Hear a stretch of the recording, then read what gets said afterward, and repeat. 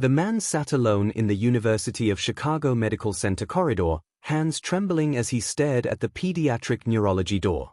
If his daughter's test results came back the way he feared, all the running, all the hiding, all the sacrifice would mean nothing. Fear was crushing his chest when a woman in a designer coat sat down beside him, polished, cold, powerful. But her voice cracked when she leaned close and whispered, "Please. Pretend you're my husband." He turned to face this desperate stranger. Why would a CEO beg a hospital janitor she'd never met? What she didn't know was that the man in the custodian uniform was hiding the biggest secret in Chicago medicine. Before we continue, let me know in the comments, where in the world are you watching from? And if you're enjoying this video, don't forget to hit the subscribe button, give it a like, and share it with someone who'd love this story too. Devon Carter had been sitting in the neurology wing for 2 hours, and every minute felt like drowning. He was 37 years old, wearing a faded blue janitor's uniform with University of Chicago Medical stitched across the chest, and he'd never felt more powerless in his life. 3 years ago, he'd been someone else entirely. 3 years ago, people called him Dr. Devon Carter, the youngest chief of neurosurgery in the hospital's history, the man who'd pioneered a technique for treating inoperable brain tumors. 3 years ago, his wife Simone had been alive, and his daughter Zara had been healthy. Now Simone was gone, killed by a drunk driver on Lake Shore Drive. And Zara, his 7-year-old baby girl with her mother's smile and bright eyes, was battling a rare neurological condition called Chiari malformation that was getting worse by the day. The headaches were increasing. The dizziness. The weakness in her small hands. Devon pulled out his phone and looked at his screensaver, Zara at Navy Pier last summer, eating cotton candy, her hair in 2 puffs, grinning at the camera. His heart cracked open every time he looked at it. He knew exactly what the MRI would show.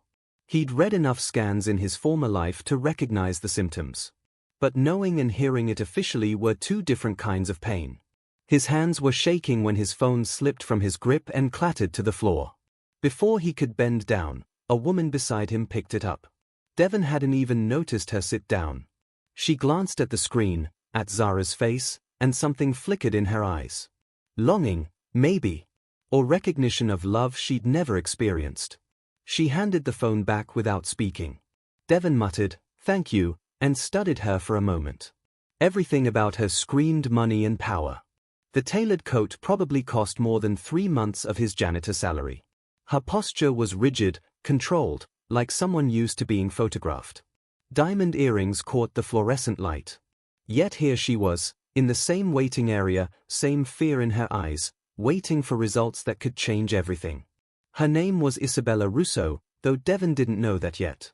And she was about to drag him into something that would force him to choose between the life he'd buried and the daughter he'd died to protect.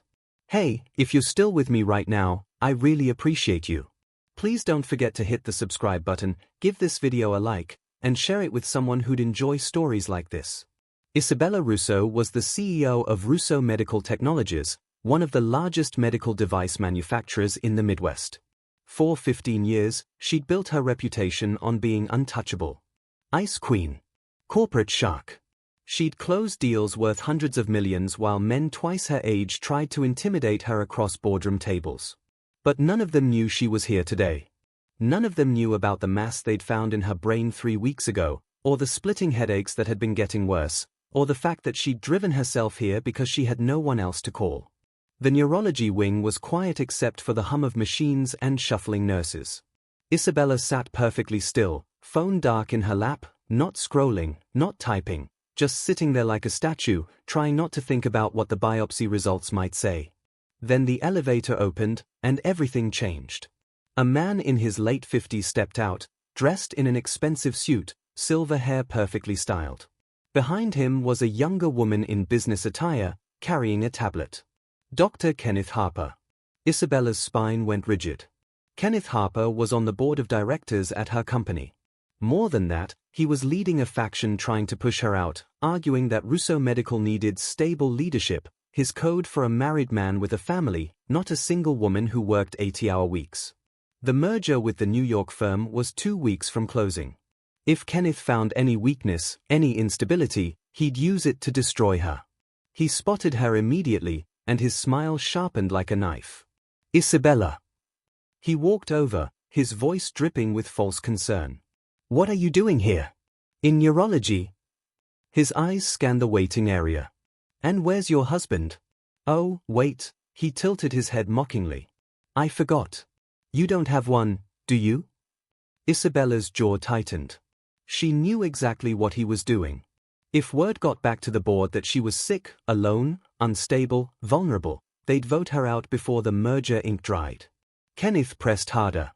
It must be terrifying, going through something like this with nobody by your side. A woman in your position really should have support. Stability. The walls were closing in. Isabella's mind went blank with panic. She needed to shut this down. Now. Her eyes darted left and landed on Devon, the man who'd dropped his phone, the man with the picture of the little girl, the man in the janitor uniform with tired eyes and hands that wouldn't stop shaking. He was nobody. A stranger. But in that moment, he was the only thing standing between her and total destruction. Without thinking, Isabella moved. She crossed the space between them, sat down right beside Devon, and took his hand like she'd done it 1,000 times. She looked up at Kenneth with a smile that could freeze fire. My husband is right here. Devon's brain short-circuited. This woman, this stranger in the expensive coat, was holding his hand and calling him her husband in front of some corporate-looking man who radiated wealth and cruelty. He should pull away. He should say something. But then he looked into her eyes, and beneath the ice, he saw it, desperation. The same terror he'd been feeling all morning, reflected back at him like a mirror. Kenneth Harper's smile faltered. He looked Devon up and down, taking in the janitor uniform, the calloused hands, the South Side Chicago accent written into every line of his face. I've never seen him at any company events, Kenneth said, suspicion thick in his voice. Isabella didn't miss a beat. Devon prefers to stay out of the spotlight. He supports me from behind the scenes. She squeezed Devon's hand slightly, a silent plea. Not everyone needs to be front and center, Kenneth. Devon felt her grip tighten. He didn't know why he did what he did next. Maybe it was the fear in her eyes. Maybe it was the fact that he understood what it felt like to be alone and terrified and desperate for someone to just be there. Whatever the reason, Devon shifted closer to Isabella and placed his other hand on the small of her back, protective, natural, like he'd done it 100 times before. Baby, Devon said, his voice low and steady, you okay? Isabella's eyes widened for a fraction of a second, then she leaned into him. I'm fine. Just tired. Kenneth's eyes narrowed. What do you do, mister? Carter, Devon said. Devon Carter. I work with my hands. Fix things. Prefer a quiet life. He smiled, just a little. Let my wife have the spotlight. She's better at it than me. Kenneth asked 3 more probing questions, but Devon answered each one with easy confidence, staying vague, supportive, unremarkable. Just a working-class husband who loved his wife and didn't need attention. After 5 minutes of getting nowhere, Kenneth finally gave up. Well, he said tightly, I'll leave you two alone. See you at the board meeting, Isabella. He walked away, but the look he shot over his shoulder said this wasn't over. The moment the elevator doors closed, Isabella let go of Devon's hand. Thank you, she whispered, her voice barely audible. I'm so sorry. I don't know what came over me. You're waiting for results too, Devon said quietly. It wasn't a question. Isabella nodded. For the first time in longer than she could remember, she didn't feel completely alone.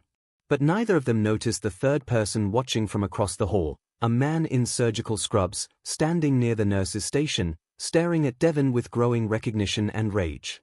Dr. Kenneth Harper wasn't the only threat in that hospital.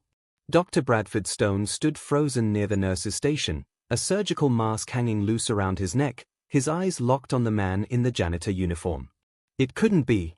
Devon Carter was dead. Or at least, he disappeared 3 years ago after that nightmare with Harper. No one had seen him since. But Bradford would recognize that face anywhere. They'd been residents together, competed for the same positions, worked side by side in the neurosurgery department. Devon had been brilliant. No, beyond brilliant. He developed a minimally invasive technique for treating brainstem tumors that was being taught in medical schools around the world. He'd been profiled in the New England Journal of Medicine at 33. And then Dr. Kenneth Harper, the chief of surgery, the golden boy of University of Chicago Medical, had destroyed him. It started with jealousy. Harper couldn't stand that a young black surgeon was getting more respect, more recognition, more success than him. So Harper started a whisper campaign, questioning Devon's credentials, implying he'd cut corners, suggesting his success rate was too good to be real. Then came the formal complaint. Harper accused Devon of performing an unauthorized surgery on a patient, a surgery that saved the patient's life but violated protocol because Harper hadn't been consulted. The hospital board investigated. They found no wrongdoing, but the damage was done. Devon's reputation was shattered. His wife Simone died in a car accident during the investigation. And then Devon just vanished. Rumor was he'd moved to another state. Some said he'd quit medicine entirely. But here he was, in a janitor uniform, at the same hospital where he'd once been a god. Bradford started walking toward him, but before he could get close, a nurse called Devon's name. "Mr. Carter? Dr. Patel is ready to see you about your daughter." Devon stood up, his face tight with fear, and disappeared into the examination room.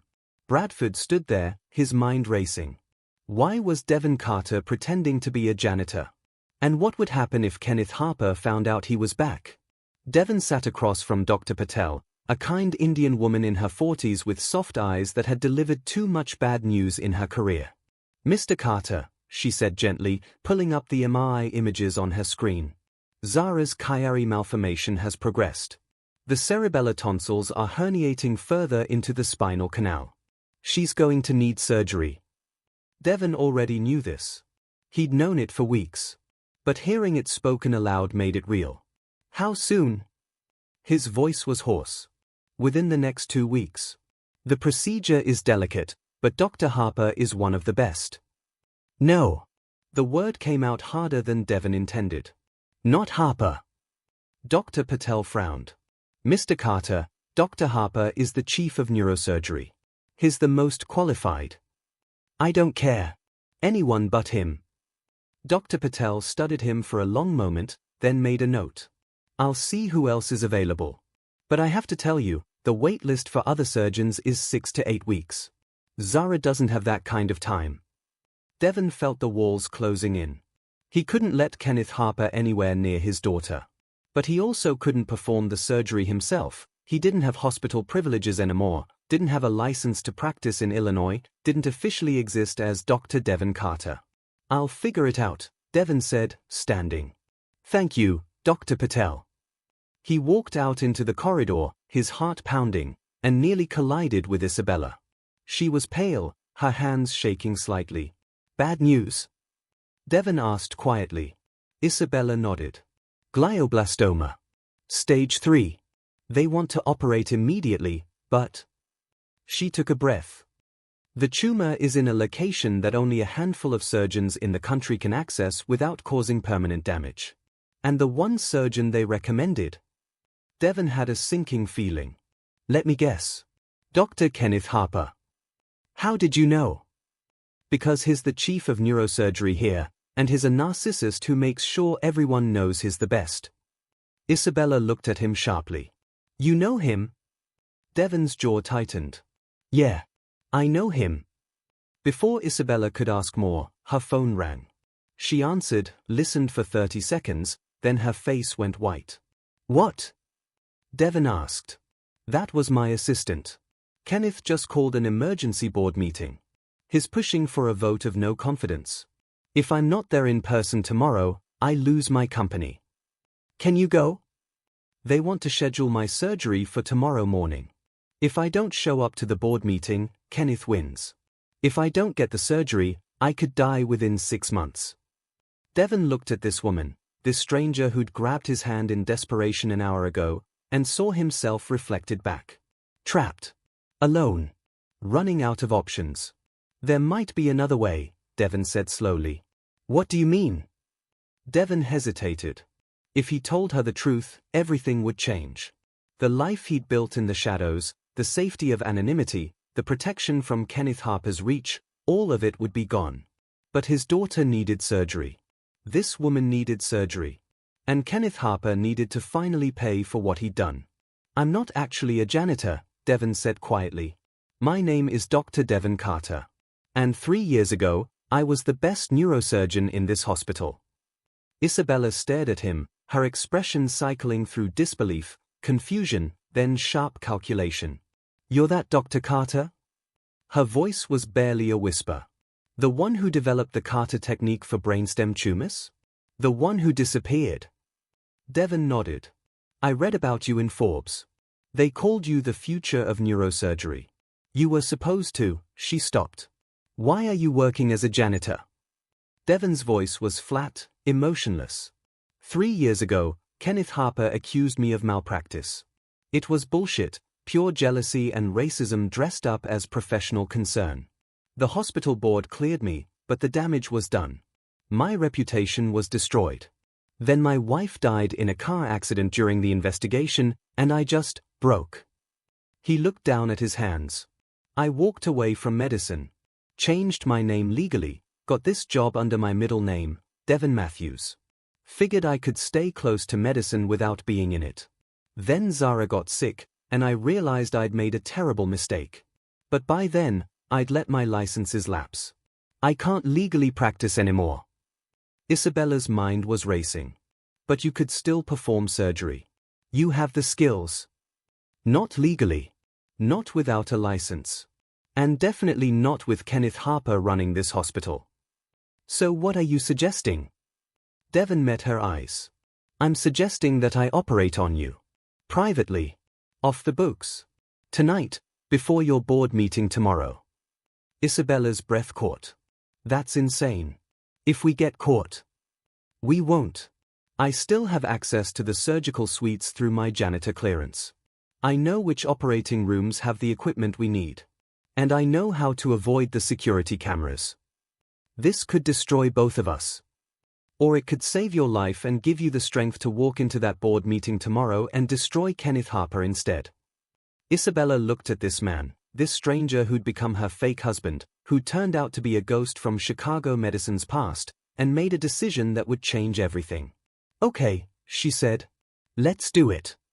What neither Devon nor Isabella knew was that Dr. Bradford Stone had been listening from around the corner. And now he had a choice to make. Bradford pulled out his phone, Kenneth Harper's number already pulled up.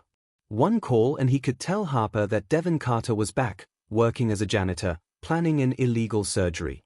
Harper would have Devon arrested. Isabella Russo would be humiliated, her board seat gone. And Bradford? He'd earn Kenneth's favor, maybe finally get that promotion to assistant chief he'd been chasing. His thumb hovered over the call button. But then he remembered something. 5 years ago, Bradford's sister had been dying from an inoperable brain tumor. Every surgeon said it was impossible, too risky, certain death. Except Devon Carter. Devon had studied her scans for 3 days straight, then performed a 9-hour surgery that saved her life. Bradford's sister was alive today because Devon had taken a risk no one else would. Bradford lowered his phone and made a different choice.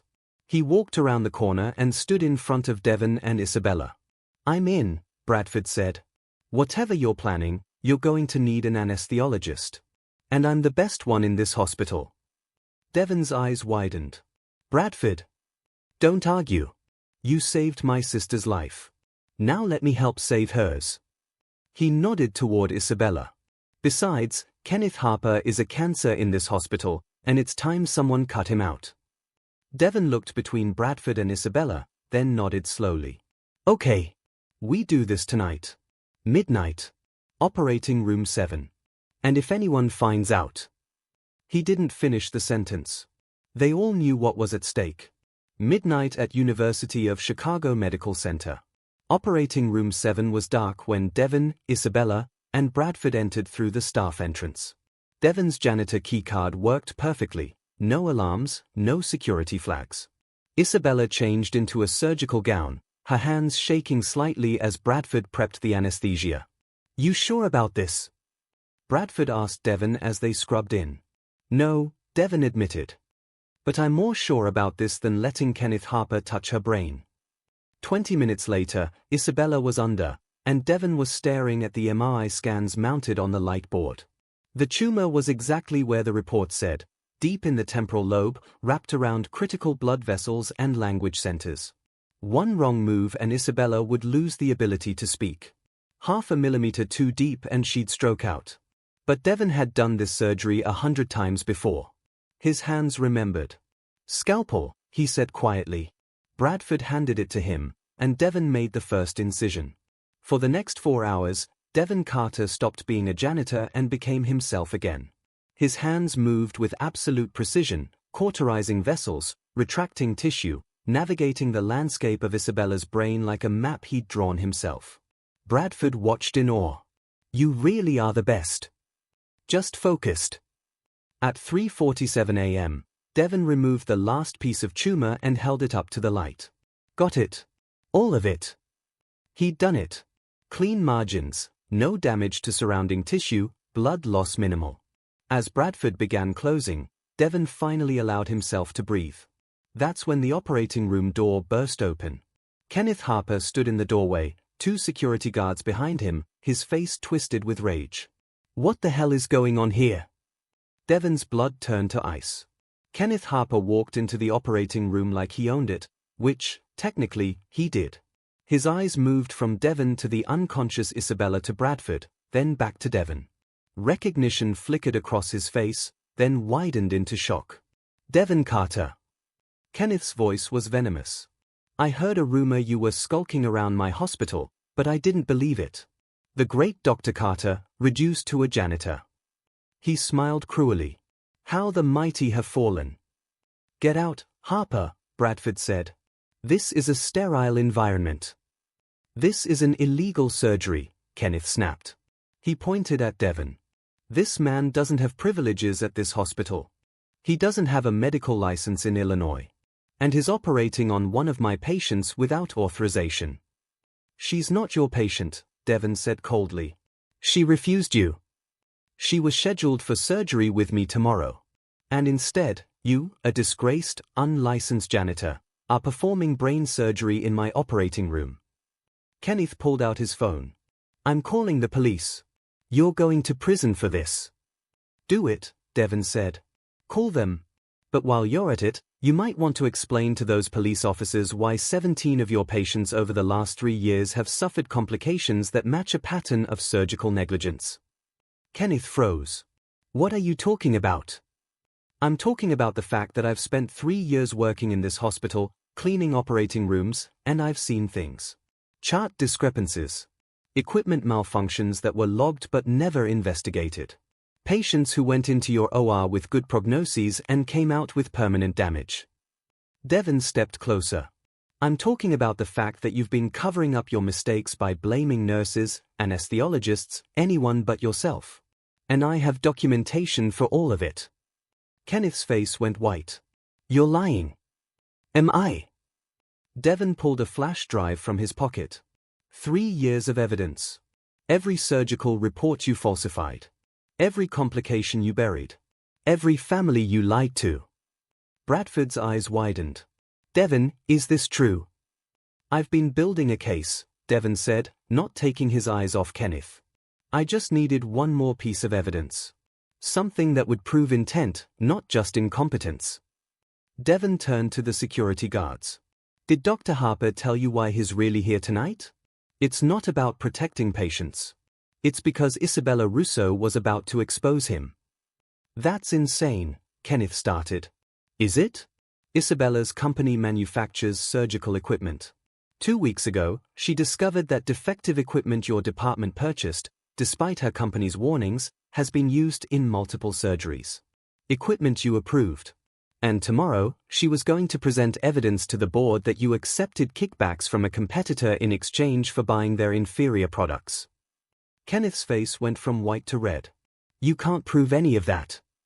"I can," Isabella's voice said weakly. Everyone turned. Isabella was awake, groggy from anesthesia but conscious, her eyes open and focused on Kenneth. "I've been investigating you for 6 months," she said, her words slightly slurred but clear. "The defective equipment. The kickbacks. The patients who died because you were too proud to admit you made mistakes. I have emails, Kenneth. Financial records. Testimony from your own staff.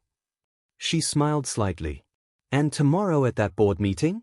I'm not just fighting for my company.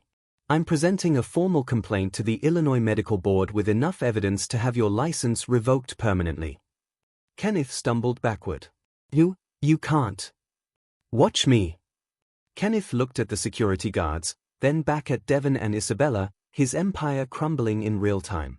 Then he ran. By sunrise, everything had changed.